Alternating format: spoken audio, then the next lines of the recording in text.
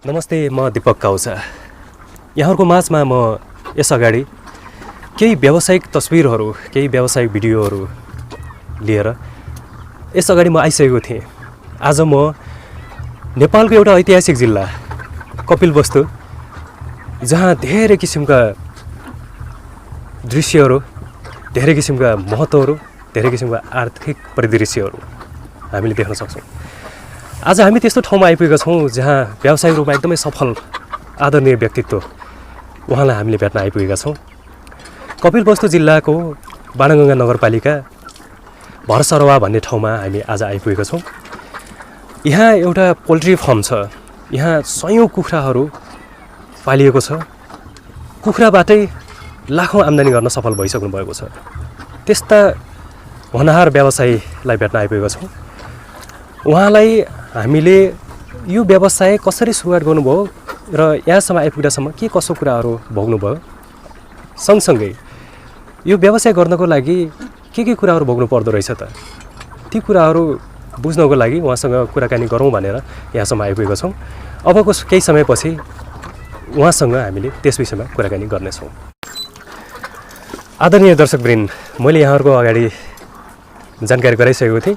एकजना त्यस्तो सफल व्यक्तित्वको बारेमा भनिसकेको थिएँ र उहाँसँग म कुराकानी गर्दै आइपुगेको छु। आखिर गरे के हुँदैन, गरेपछि सफल त भइदो रहेछ। त्यस्तो सङ्घर्षको कथा के कसो भोग्नुभयो उहाँसँगै कुराकानी गरौँ। दाइ नमस्ते। नमस्कार। के छ हालखबर तपाईँको? ठिकै छ सर। ठिक छ। हजुर। अनि अहिले तपाईँ यही कुखुरा पालन व्यवसायमै समर्पित हुनुहुन्छ? हजुर। ए, दाइको नाम चाहिँ साहिद अली? हजुर, मेरो नाम साहिद अली हो। साहिद अली। हजुर। ए, अनि यो व्यवसाय गर्नको लागि तपाईँले सुरुमा चाहिँ लगानी गर्दाखेरि कतिवटा कुखुराबाट सुरुवात गर्नुभएको थियो? मैले अब चाहिँ सुरुमा लगानी गर्दाखेरि सर अब चाहिँ 300 कुखुरादेखि सुरु गरेको थिएँ। हजुर। आजसम्म अब चाहिँ तपाईँको 3500सम्म पुगिसकेको छौँ। अहिले 3500 कुखुरा राख्नुभएको छ? हजुर। तपाईँले सुरुमा 200-300बाट सुरुवात गर्नुभएको, अहिले 3500सम्म पुऱ्याउनु भएछ। सुरुमा लगानी गर्दाखेरि त कति लगानी गर्नुभएको थियो? सुरुमा लगानी गर्दाखेरि कुनै खास गरिएन सर। अब तपाईँको भनौँ अब चाहिँ लगभग त्यही हो 60-70 हजारदेखि अब चाहिँ सुरुवात गरेको थिएँ। सुरुमा लगानी चाहिँ 60-70 हजारबाट सुरुवात गर्नुभएको थियो। अहिले त्यसको पुँजी चाहिँ कति भएको छ? अब यसको पुँजी अब चाहिँ तपाईँको 3500 कुखुरा छन् भने अब चाहिँ तपाईँको लगभग 10-11 लाख भेट्छ। 10-11 लाख चाहिँ भेट्छ। हजुर। भनेपछि अहिले तपाईँको व्यवसाय चाहिँ 10-11 लाख जति चाहिँ भइसक्यो। हजुर। जस सुरुमा तपाईँले 50-60 हजारबाट सुरुवात गर्नुभएको थियो, अहिले अब 3500सम्म कुखुरा भइसक्यो, 11-12 लाख भइसक्यो। अनि यतिसम्म पुर्याउनलाई तपाईँलाई कति समस्याहरू झेल्नु पर्यो अथवा कति सङ्घर्ष गर्नु पर्यो? के छ तपाईँको अनुभव त्यस्तो? अब सर त अब समस्या त आइराखेको छ सधैँ, तर अब चाहिँ समस्या भन्नाले कस्तो आर्थिक समस्या पर्यो या कुखुराहरूमा त्यस्तो रोगहरू व्याधि यताउता लाग्यो त्यस्तो समस्याहरू पर्यो? अनि त्यो कुखुरामा कुनै खास रोगको त्यस्तो भेटिएन सर, तर कुनै बेलामा परिहाल्छन्। यो बच्चा अब चाहिँ व्यापार हो, कुनै पाएको त होइन, तर अब चाहिँ यो अब चाहिँ आउन पनि राम्रै आउँछ, जान पनि कुनै भर हुन्न सर। तर अहिले हाम्रो त्यति कुनै खास नोक्सान पनि भएको छैन, राम्रै आएछ अझैसम्म। अब पछि अब चाहिँ के हुन्छ अब चाहिँ त्यो हेर्दै जाउँ हैन? हेर्दै जाउँ। जे होस्, व्यवसाय चाहिँ राम्रोसँग अगाडि बढाउनु भएको छ। अब कुखुरा 3500 कुखुरा पाल्नु भएको रहेछ। खास गरी यो बजारमा तपाईँ आफै पुर्याउनुहुन्छ या बजारबाट खरिद गर्ने खरिदकर्ताहरू यही आइपुग्नुहुन्छ? कस्तो छ? त्यो आफै आउँछन् लिन, खरिदकर्ताहरू आफैले आउँछन् लिन। अनि खास गरी यो मासुको लागि पालिन्छ क्यारे? हजुर। अन्डाको लागि त छैन, तपाईँले पाल्नु भएको छ? अन्डाको लागि छैन, यो मासुको लागि गर्नुभएको छ। मासुको लागि। अनि 1 केजी कुखुराको कति छ अहिले भाउ? अहिले त 1 केजी कुखुराको अब चाहिँ 180 छ, 85 छ लगभग। हजुर। बजारमा हजुर। तिनीहरू आउँछन् लिन। अब हामीसँग त्यतिमा लैजान्छन्, आफू अब खै कतिमा बेच्छन्। अब तिनीहरू जानुहोस्। जे होस्, बजारमा चाहिँ पठाइराख्नु भएको छ। यसबाट जस्तो कि अब आम्दानीकै कुरा गरौँ हैन? खर्च गरिसकेपछि, लगानी गरिसकेपछि आम्दानी चाहिँ अब स्वाभाविक रूपमा हुनु पनि पर्यो हैन, आफू चल्नको लागि। हजुर। अनि अहिले मासिक रूपमा चाहिँ कति जति आम्दानी गरिराख्नु भएको छ? मासिक रूपमा राम्रै आम्दानी गरेको छ। राम्रै हुन्छ। हजुर। ए, तपाईँको जोस् परिवार पाल्नु भएको छ, बालबच्चाहरू पढाउनु भएको छ हैन? अनि जस्तो कि अहिले पछिल्लो समय केही व्यापार विस्तार गर्नुभयो भन्ने खालको कुराहरू पनि मैले सुनिरहेको थिएँ। अनि यो लगानी चाहिँ त्यो पुँजी चाहिँ वृद्धिको लागि हैन स्वदेशी लघु वित्त वित्तीय संस्थाबाट लिनुभएको भन्ने मैले त्यो शाखाबाट पनि थाहा पाएँ। कति जति लिनुभएको थियो त्योबाट?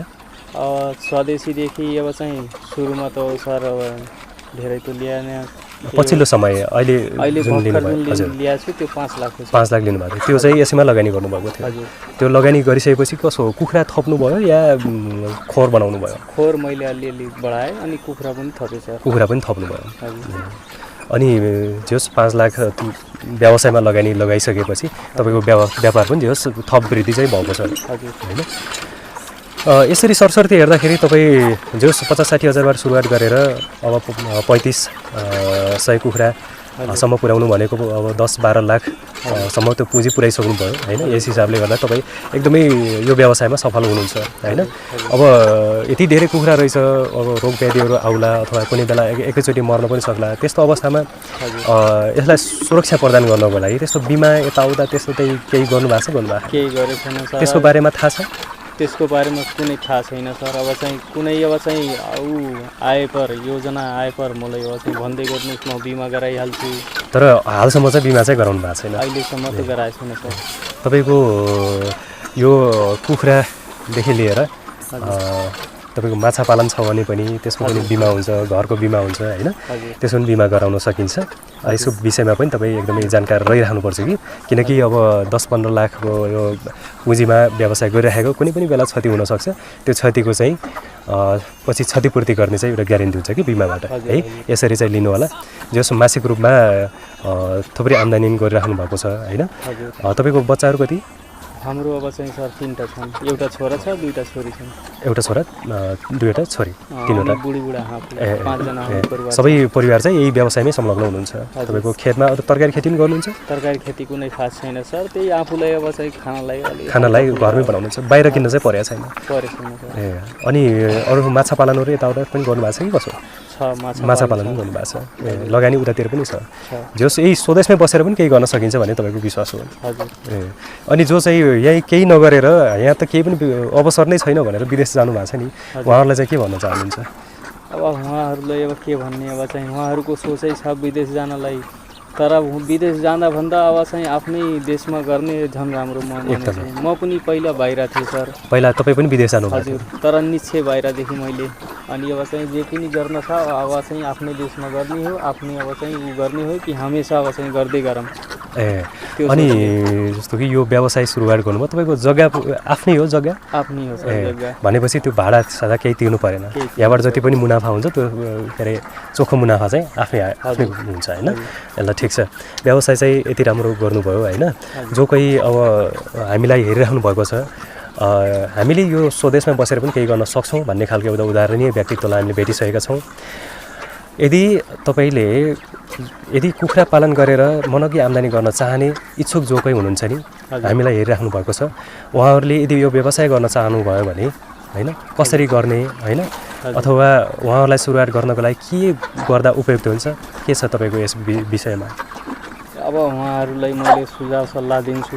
अब सुरुमा अब चाहिँ थोरै पुँजीले गर्न राम्रो हुन्छ, किन अब चाहिँ यो अब चाहिँ व्यापारी चाहिँ अलग किसिमका हुन्, किन अब चाहिँ गर्दै गर्दै अनुभव भइहाल्छ भने आफै, अनि बढाउँदै गर्दै गर्ने यही म सुझाव सल्लाह दिन्छु।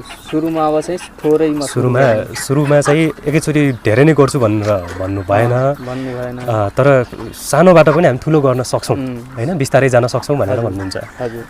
भनेपछि अब हामीले पुँजी चाहिँ थोरै भयो होइन, हामी चाहिँ केही गर्न सक्दैनौँ भन्ने सोच होइन कि अब थोरै पुँजीमा पनि लगानी गरेर व्यवसाय वृद्धि गर्न सक्छौँ बिस्तारै होइन, आत्तिनु भएन। ठिक छ, यहाँसम्म आइयो, तपाईँसँग भेट भयो होइन, तपाईँको व्यवसाय देखेर हामीलाई पनि खुसी लाग्यो। अझै आगामी दिनमा अझै राम्रो गर्दै जानु होला है। फेरि आउँदाखेरि तपाईँको व्यवसाय अझै विस्तार भएको देख्न पाइयोस्। तपाईँलाई शुभकामना छ है। हस्, बेस्ट अफ लक। यिनी सर 17 दिनका चल्ला भइसकेछन्, अझै लाग्छ 25-30 दिनसम्म अझै लाग्छ। यिनीहरूको टाइम छ 25 दिनपछि अब चाहिँ तयारीमा हुन्छन्।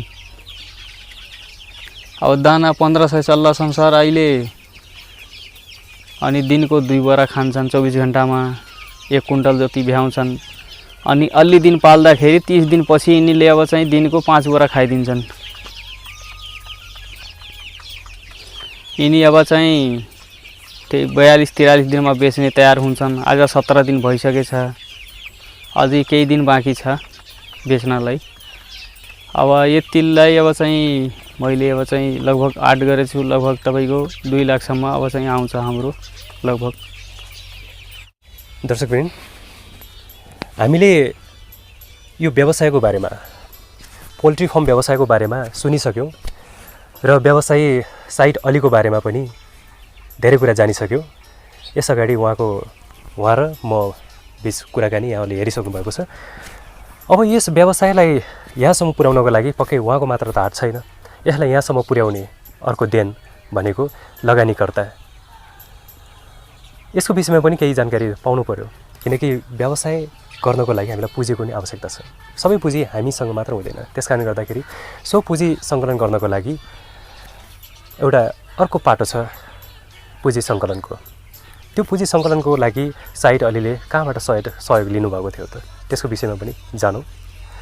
हामीसँग यतिखेर यो व्यवसायको बारेमा बुझिसकेपछि स्वदेशी लघुवित्त वित्तीय संस्था लिमिटेड शाखा कार्यालय बाणगङ्गाका शाखा प्रमुखलाई पनि हामीले सोधपुछ गरेका थियौँ र उहाँलाई पनि हामीले सँगै लिएर यहाँसम्म आएका छौँ।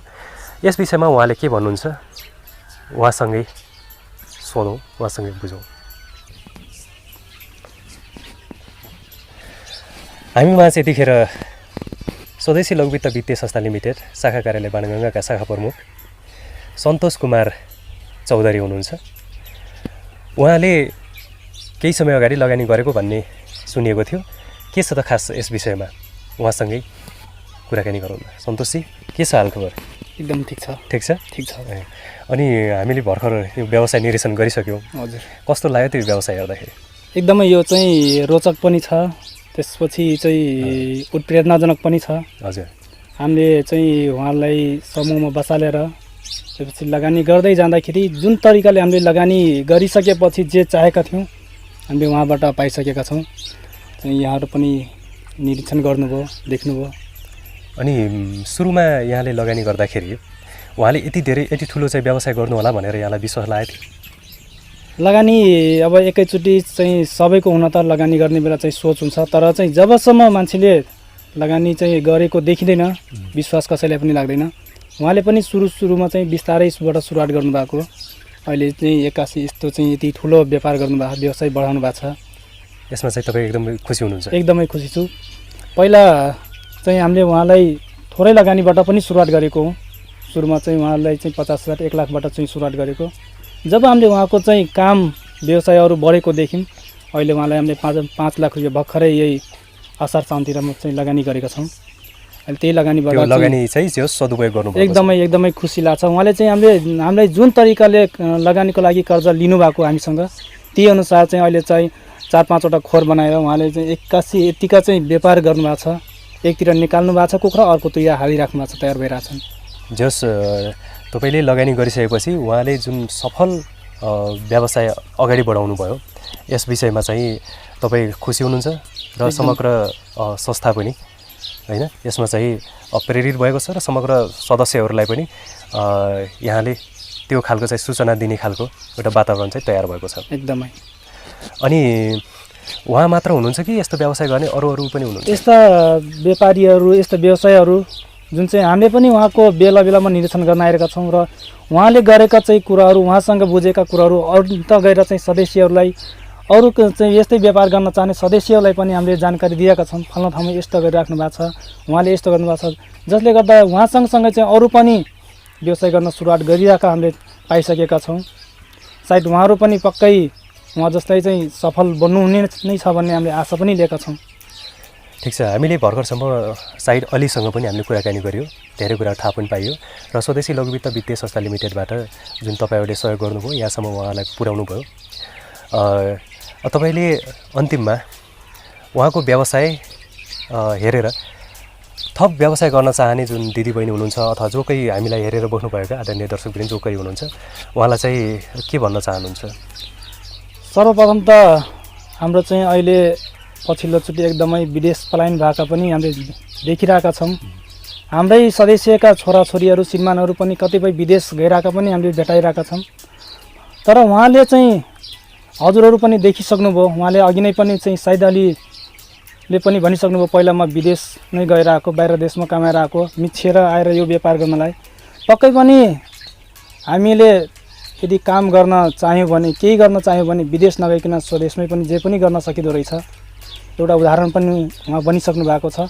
त्यसैले म उहाँलाई के भन्न चाहन्छु भने बरु थोरै पुँजीबाट सुरुवात गर्नुहोस्, राम्रो गर्नुहोस्, नातिनुहोस्।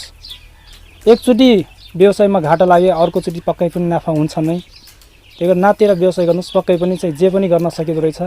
थोरैबाट सुरुवात गर्नुहोस्, भोलिका दिनमा त्यही थोरै गरेर धेरै हुने हो।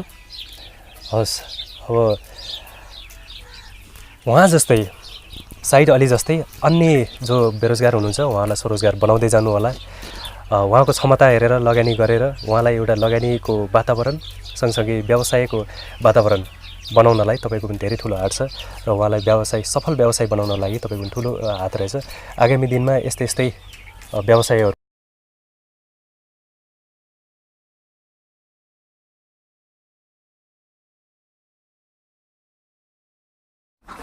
आदरणीय दर्शकवृन्द, भर्खर मात्र सुनिसक्नुभयो यहाँले सफल व्यवसायी साहिद अलीको बारेमा। हामीले के गर्छु भन्ने खालको सोच बनाएर अगाडि बढ्यौँ भने हामीलाई धेरै पुँजी पनि चाहिँदैन र अवसर खोज्नलाई बाहिर पनि जानु पर्दैन। यही ठाउँमा केही गर्न सक्छौँ भन्ने एउटा उदाहरणीय व्यक्तित्वलाई हामीले भेटिसकेका छौँ। उहाँबाट पनि धेरै कुराहरू हामीले लिइसक्यौँ। अब हामीले आजैदेखि हामीसँग 10,000 छ, 15,000 छ, 20,000 छ भने पनि हामीले केही गर्छु भन्ने खालको सोच बनाउनु पर्यो। त्यही अनुसार अगाडि बढ्नु पर्यो। आत्तिनु भएन, धैर्यताका साथ हामी लाग्यो भने व्यवसायमा अवश्य पनि सफल भइन्छ। आगामी दिनमा तपाईँ हामी पनि यस्तै व्यवसायमा संलग्न भएर मनग्गे आम्दानी गर्न सफल भइयो भने हामी हाम्रो परिवार, समाज र राष्ट्रलाई यसै पनि हामी धनी बनाउन सक्छौँ। त्यस कारणले गर्दा आगामी दिनमा यहाँहरूको माझमा यस्तै व्यवसायको बारेमा र सँगसँगै तपाईँहरूले व्यवसाय गर्नुभएको छ भने तपाईँहरूसँग पनि यस्तै कुराकानी गर्न आउने बाचासँगै म पनि बिताउन चाहन्छु। हस्।